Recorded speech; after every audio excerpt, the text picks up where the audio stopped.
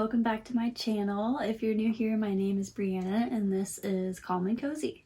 Today's video is something new that I haven't done before, but I would like this to become like a little mini series on my channel. We are testing how well these cozy crafts that are really popular right now, or cozy crafts just in general, cozy hobbies, how well they help with managing anxiety and reducing anxiety while you're doing them.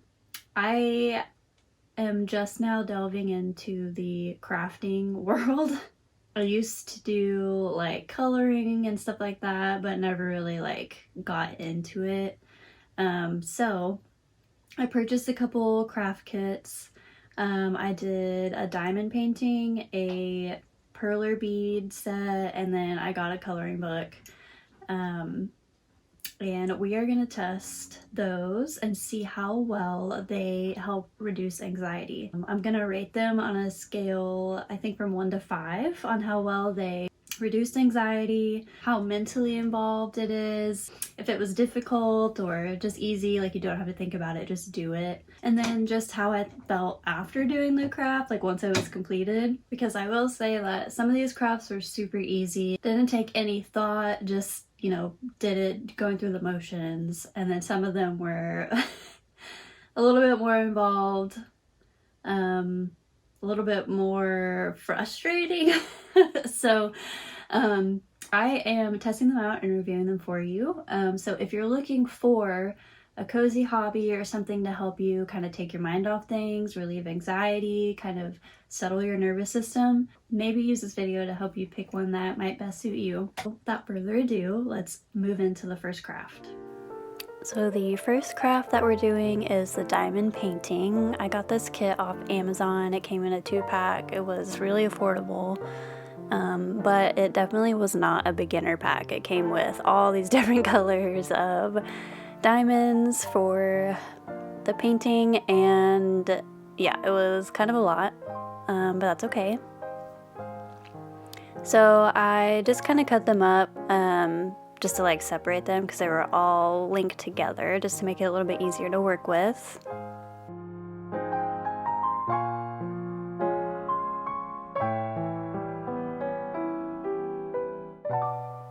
So this is the first color that I chose to use, so I'm just going to dump them in the little tray that was provided, which really you should not dump the entire pack into the tray. So I took some out, and you shake them around and they kind of like line up to where you can actually like pick them up. So peeling off the plastic, the picture itself has a very sticky, I don't know what you would call it, like a layer on top, so the gems stick better to it, which was super nice. I think that's probably how all diamond paintings are. I don't know, this is my first one, don't come at me.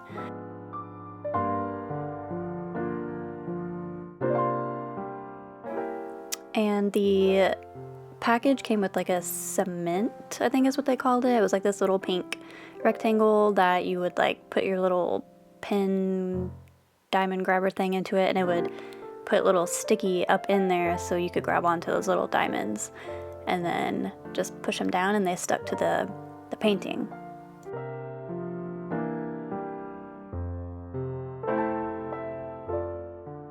This was definitely super easy to get the hang of. I mean, really, you're just doing that motion over and over and over, and it's honestly really therapeutic. I really, really enjoyed doing this. And it's really satisfying to like put the little gem on the little tiny square, and I don't know, there's just something about it. It was so addictive and I could not stop. Here's a little close-up of what those little tiny squares look like. I mean, they are so tiny, so I would say that if you do have like sight problems or have trouble like seeing up close, you might need glasses, or you might even struggle with this craft in general. But I know they make ones with bigger squares, so do not worry.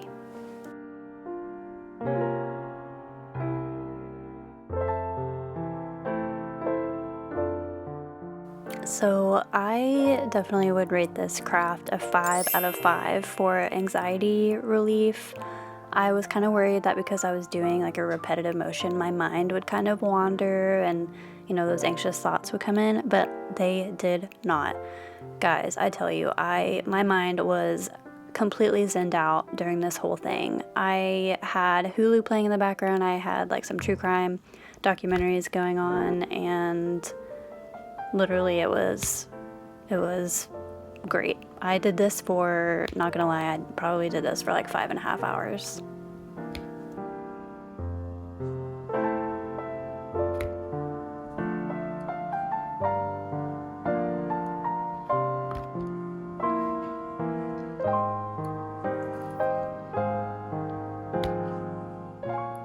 And I wanted to let you guys hear what the sound that it makes when you put the diamond on the thing. Like, it's like a little popping noise, and it is so satisfying.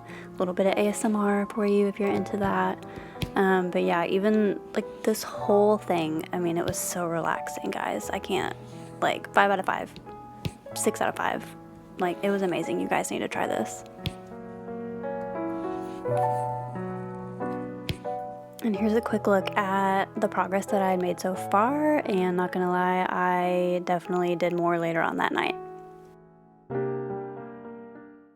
Alright, so next up, I got some Animal Crossing themed perler beads, which, believe it or not, I'm a 90s baby and I have never done perler beads before, so this is a whole new experience for me. So the kit came with just 2 giant bags of beads, like, you know, just thrown in there, and then the little pegboard that you put the little beads on to make your design. And then it also came with these Animal Crossing themed designs that you could copy, and then that little white piece of paper down there is a little ironing paper you put on your design when you iron it. And this is just a quick look at all of the designs that come with it. I was actually really impressed with how many designs come with it. I couldn't decide which one to do at first. So I did end up deciding to go with the classic little Animal Crossing leaf. I got a bowl to put those beads in just to like be able to dig around and find the colors that I need a little bit easier. So right off the bat, one thing I did note is that digging through all of those beads was kind of annoying. Like, I noticed myself struggling to find the right color, and then like there's a lot of colors that are similar, so you would think you grabbed the right one, but then it wasn't. And then they're so tiny. Like, I felt like I needed like little tiny tweezers to like pick them up and put them on, which I'm sure, like, you know, hardcore perler beaters probably use something like that, but this is my first go around, so I'll just use them with my little fingers. And it was kind of frustrating at times because they would like fall over, and then you'd have to like somehow pick them up, but then like you'd hit the next bead over, and then it would just be, I don't know, it was just a little bit more not like mentally taxing, but just you had to think about it a little bit more, and it definitely wasn't as relaxing as the diamond painting. And I believe this was one of the easier designs that came with the kit, and this probably took me, I don't know, probably like 30 minutes to create the design on the pegboard itself. And then after you're done making the design, you have to take it to an iron and iron it to melt the beads together, which I had my own struggles with, as you will see here in just a little bit.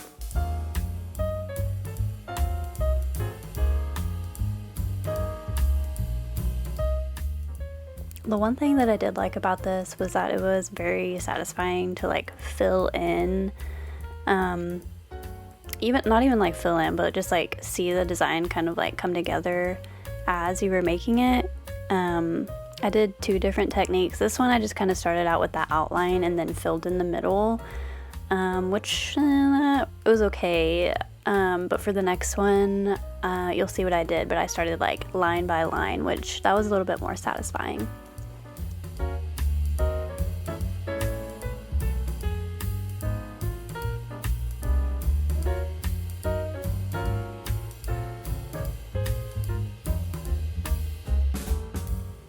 Okay, so here we are putting the ironing paper on our completed design. And then the instructions said to don't press down, but just kind of like on medium heat, just move the iron in circles. It said for 10 to 20 seconds, which I did. I did 20 just to be sure. And that did not work. So here we are lifting the paper after I ironed it for what seemed like a really long time. And voila, it did not work. And the beads, some of the beads were stuck together and some of them weren't. The ones that were stuck to the paper itself. So I'm trying to like put it back together and I'm like, oh my gosh, this is not gonna work. So I had to put the beads back together in the design and then try again. Okay, so round 2 of ironing them, I put them all back together. Some of the beads were melted together, but not enough to where I couldn't just like break them apart. So I'm really going at it this time, going in circles, trying to hit like the outline and inside. And I noticed that when the beads start to melt, it looks like a little bit darker underneath the paper. And it looks like, I don't know, almost like wet, I guess, because they're like melting. But I definitely went ham on on this and melted them to the point where the little circles were basically like they were completely closed. But you know, you live and you learn. This was the first time, and it still turned out pretty well. And we were lifting the paper, and it actually worked this time. It was all stuck together perfectly. The paper did stick to it a little bit, and I was like, oh my gosh, not again. But it came off, everything was fine. And so once you do one side, which, yeah, you can see I like melted the crap out of that far right side. But you flip it over, and then you put the paper back on, and then you do the same thing to the other side, just off of the pegboard. So I did that for the same amount of time pretty much. I tried to kind of keep moving, kind of hitting the spots that I knew were a little bit more brittle. And then the instructions said to place a book on top to flatten it out while it dried. And so here we are, after it cooled down, our design is complete. It is really cute. I really think it turned out really well, at least for my first try. That side looks a little bit better. But we're gonna try again with a kind of bigger design. We're gonna do Mr. Tom Nook's little face. So as you can see, I'm doing it line by line, which I like doing that a lot better. It was easier to kind of keep track of like where I was at in the design and make sure I got all the right beads in the right spot. And it's just more satisfying to watch.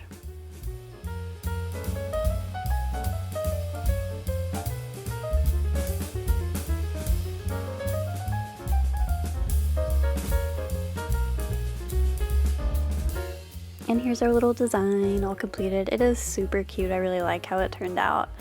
So back at it again with the iron. This time I learned my lesson and we just ironed until you could see kind of like the melted bead underneath the paper. So I just kept going and going and going until each bead I could see, you can kind of see that in like the brown spots, like how it looks a little bit wet, like it's like stuck to the paper. That's what I was looking for with all of the beads.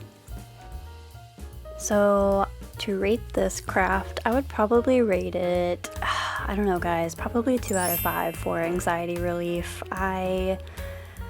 Just the ironing and like digging for the beads, all of that, like I don't know, it was a fun craft, but it wasn't like a good like anxiety relief, especially like since I spent so much time making that first design and then I ironed it and then it all came apart. Like that was not fun. But I mean, I would recommend trying it if you've never done it before. It's really fun and the designs are super cute. Alright, so this last craft we're trying is a tried and true favorite, the coloring book. I got this one off Amazon. Creative Haven is the brand, and they have so many different like themed coloring books. I got the country farm scenes because I just thought they were so cute. So here's some of the designs that were in the book. And I use markers for this one. I got these a long time ago, and I really like how you can shade with them. And this is the page that I chose to go with. It was super cute little charcuterie board, wine picnic scene with cows in the back. I just thought it was super cute. So right off the bat, I noticed that the markers were bleeding through the page. So I got a watercolor sheet and put that behind it, and that worked great. That was the only thing that I noticed that was negative about this. But you know, I just spent my time doing my little coloring, and this was really relaxing. I definitely think that if you enjoy coloring, or enjoy art, or you know, whatever, go ahead and try these, the adult coloring books. It would be different if it was a kid's coloring book. I don't know if it would be that, you know, relaxing because there's not as many details. But I found that the more detailed the coloring page was, the more I got into it, and like with the shading and everything that I was doing, like it was just, I mean, I was like in the zone. My mind was just like focused on the coloring book. And you don't have to get detailed if you want to just kind of do like normal coloring and call it good. Like that's totally fine too.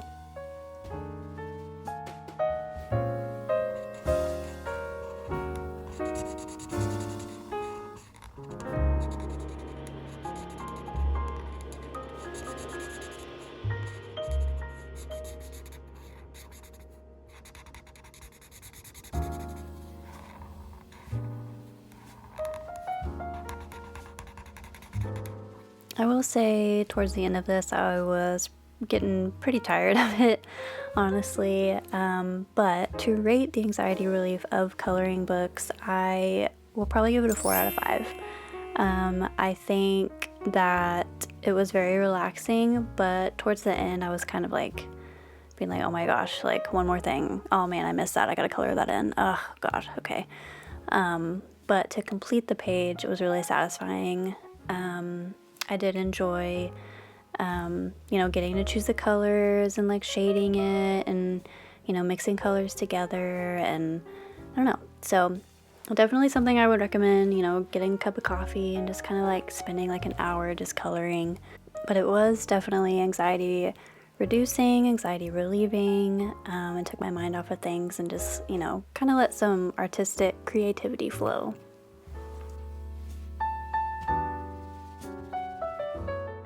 And here we have the finished product. I'm actually really proud of how it turned out. I haven't colored in so long, and I'm super proud of this. Alright guys, that is the end. I hope you enjoyed. I hope this inspired you to maybe pick up a different hobby or try something new that you've never tried before. I know it has definitely inspired me, especially that diamond painting. Like, I am addicted, obsessed. I will be doing this forever. But thank you guys so much for watching. If you haven't already, please subscribe, and let me know in the comments what crafts I should test next. This was super fun and I really enjoyed doing it, and it's kind of pushing me to try new things, and it helps me, and I hope it helps you as well. So thank you guys for watching, and I'll see you guys next time.